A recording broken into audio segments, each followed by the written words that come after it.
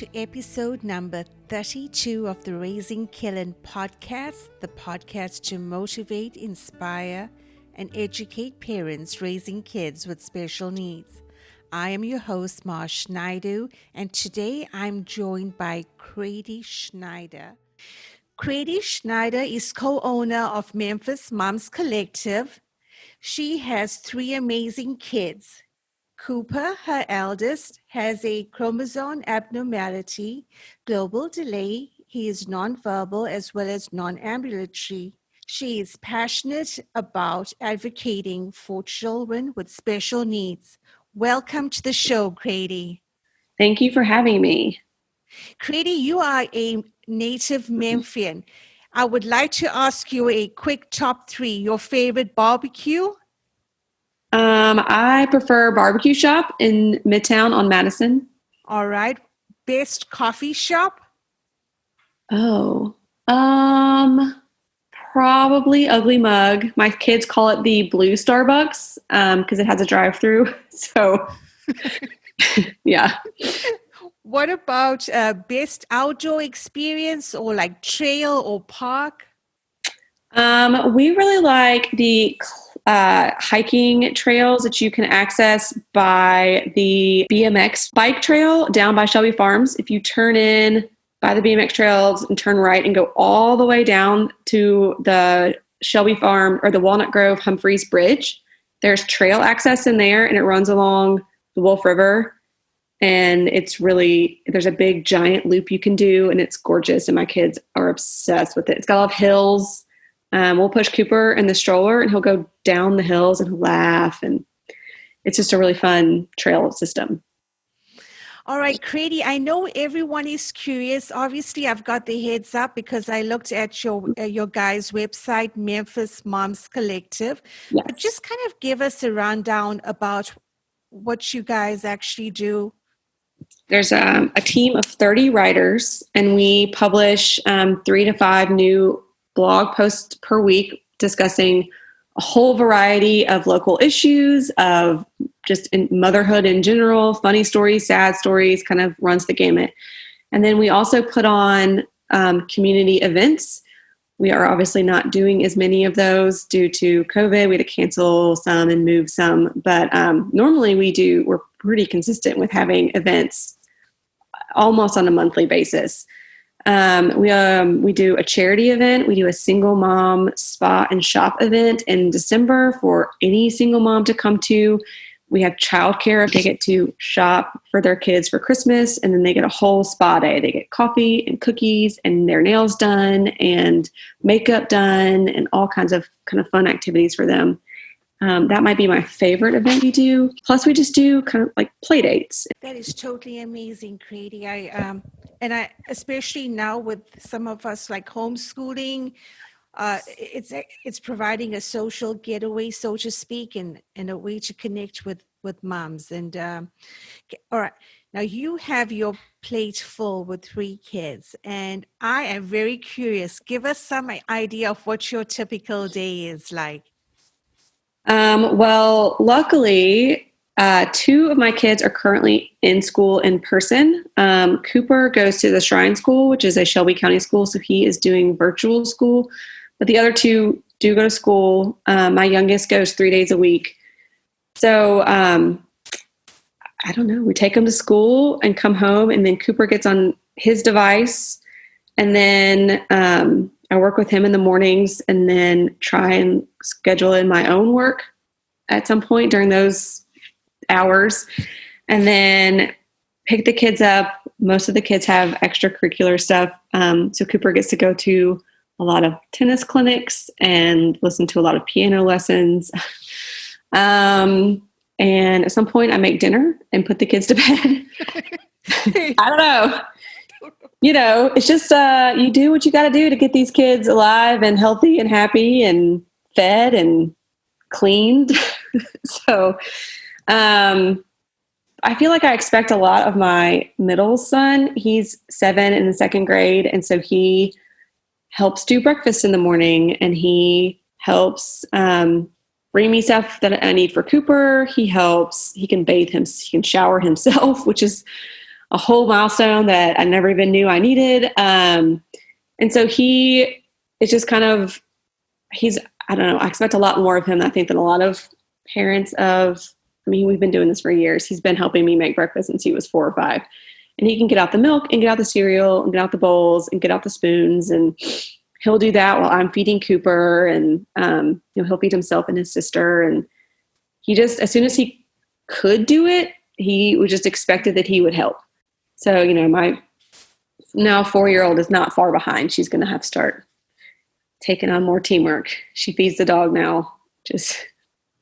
See, that was something I was very, it's just Kaylin that I'm raising. So I was very curious now, how does that work, especially with multiple kids and also taking care of a typical children as well as a child that's non-typical? How does that all mesh together? And obviously, as you said, you do what you have to do. And both of my kids have always spoken positively of Cooper, and they are willing to help, and they know that, they know what needs to be done to help him. And so they know that we'll take breaks to feed Cooper. And they, if we're out somewhere, they know that they have to just sit for a few minutes while I feed Cooper, or they have to, and they're so used to it, and they don't think anything different or weird about it, or, they're their own little advocates for Cooper, and they don't even know.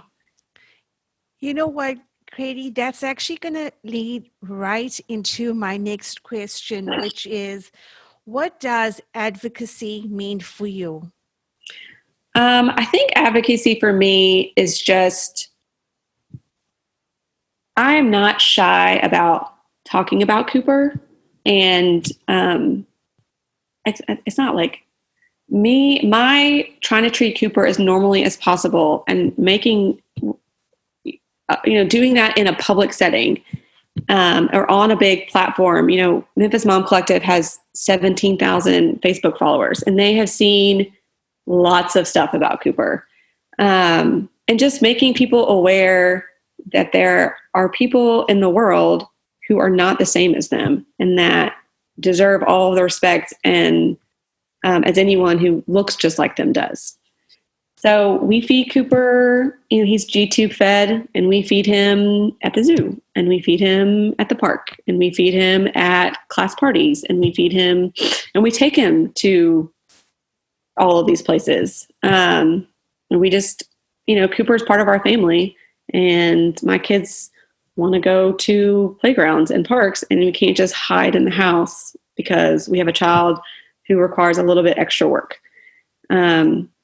So ever since my middle child could walk, he did walk, because I had a child who could not walk.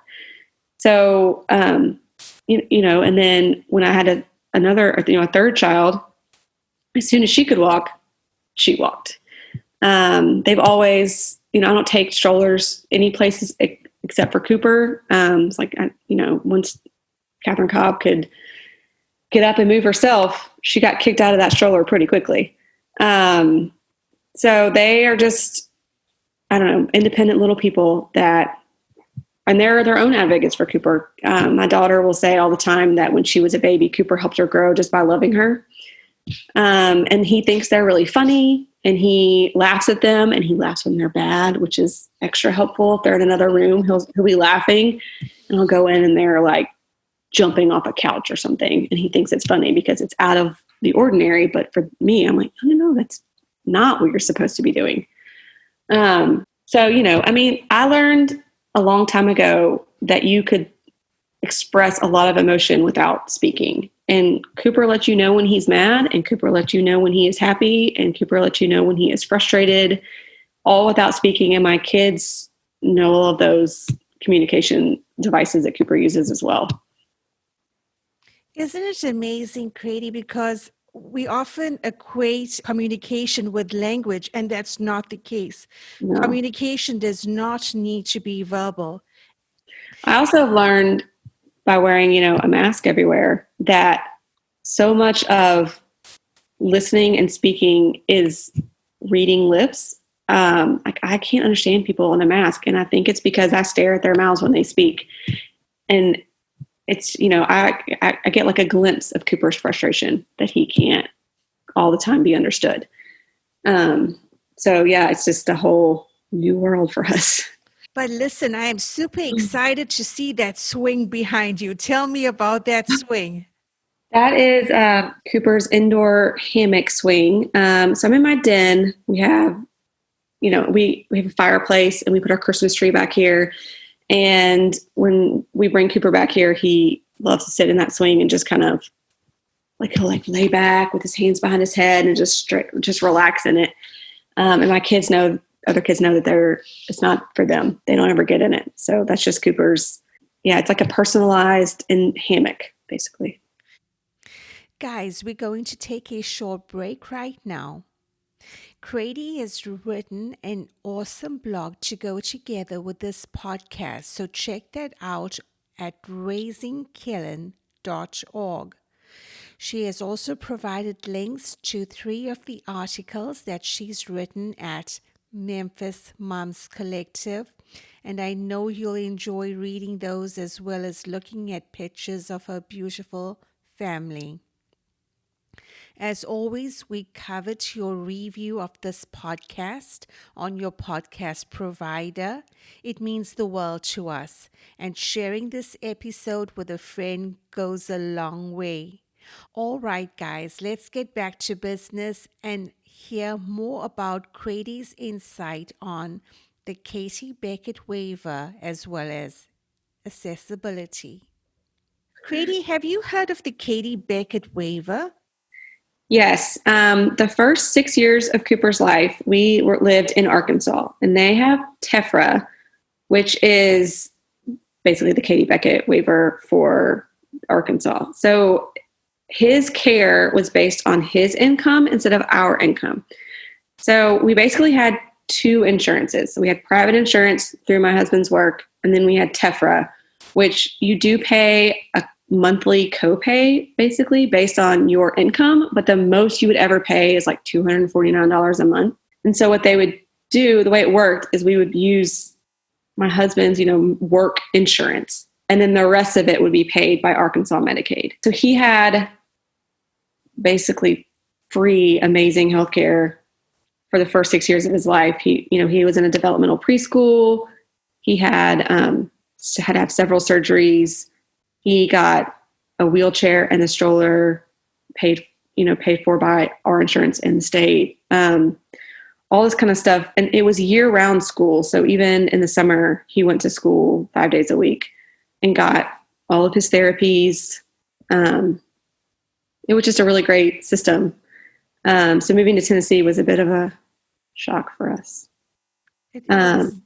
Yeah. And he had, for a while when we moved to Tennessee, we rolled over into Tennessee's Medicaid just to finish the year. So we had full-time caregiver for a little while. And it was, it's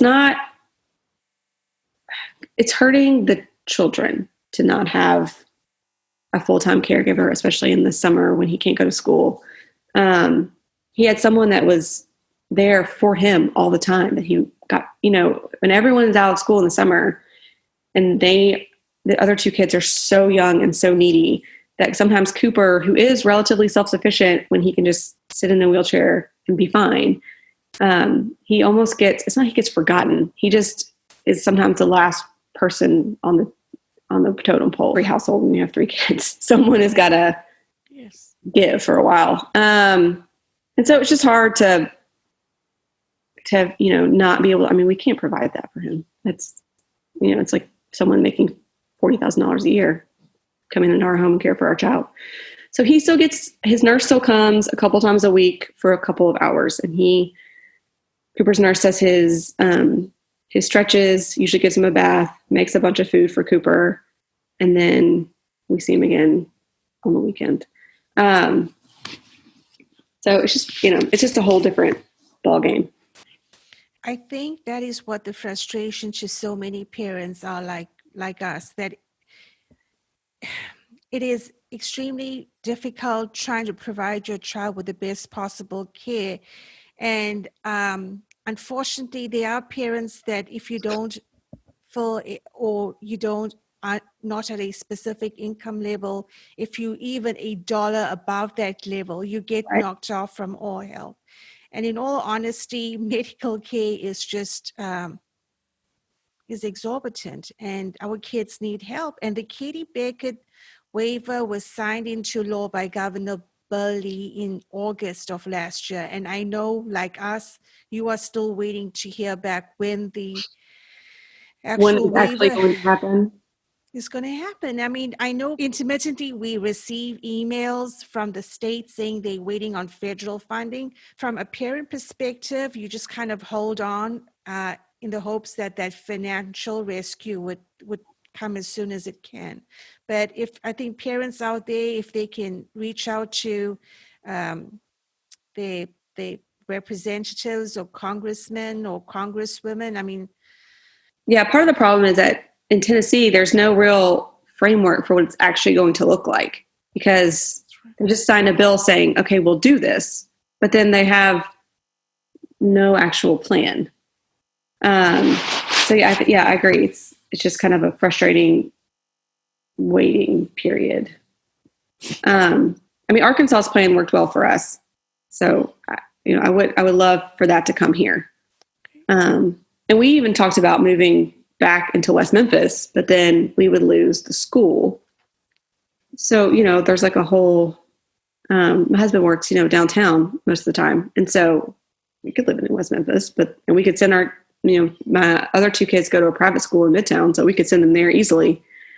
But then we lose Cooper School. And there's no equivalent anywhere near West Memphis or Marion, Arkansas. I mean, so it's just, what do you do? Especially for those of us that are living around Memphis, that often come to Memphis for the weekends, guys, check out Crady's website. It's memphismomscollective.com, because they provide awesome resources and on that website. Is there anything that you would like to end off with, or?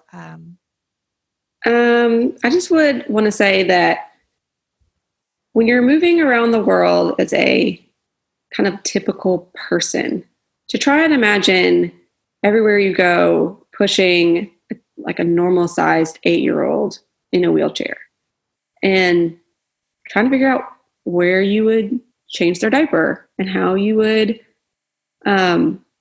feed them and how you would get them around. And I think that if you spend even a day in your regular life doing this, you would gain a whole new appreciation for special needs parents. I mean, the world was built for walkers. The world was built for typical people who can walk through the world and interact with the world in a specific way.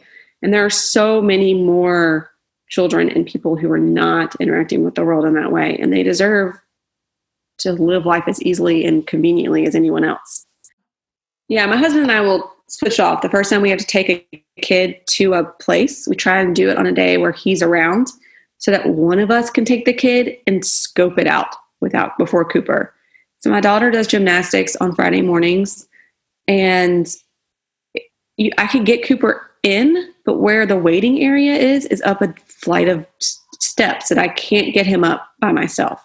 So now I'm having to figure out on days where my husband is at work on Friday mornings, I've got to either get her a carpool, which is hard because she's 4, or sit around in the lobby instead of on like upstairs where there's couches and chairs and it's meant to be sat in. So it's just things like that where we just have to and I went the first time without Cooper on purpose so that I could check it out. And I'm like, well, that's not going to work. We have to figure out other ways. But then, my son plays tennis, and that tennis center has a wheelchair ramp, and to get inside, it's all on one level. There's a lobby with a bunch of seating that's easy to fit in a wheelchair in. So I'm okay taking him there if I need to. So it's just a whole, game that you have to play to figure out everything. For those parents that would like to connect with you, or for those parents that would like to know more about the blog, how can they reach out to you, Crady? My personal Instagram is at Crady1. The website is memphis.momcollective.com. You can find me on Facebook because my name is Crady, which is not like the most normal name, probably the only one. So feel free to message me. I check my others box. So, yeah. Listen, Crady, it was an absolute pleasure. Thank you so much for just talking with us. I appreciate and value your experience and your time, and look forward to seeing you in the future once we get out. And yes, it was nice to finally meet you. Have a great day, Crady. You too. Thanks so much. Bye. Bye. Thank you for listening to us today. And I would like to remind you to check out Crady's blog at raisingkellen.org, as well as check out the Memphis Moms Collective. And as always, a review and share of this episode just takes only a second, but helps us keep this free content coming. As always, guys, remember, get to the top of your mountain. This is Schneider signing off.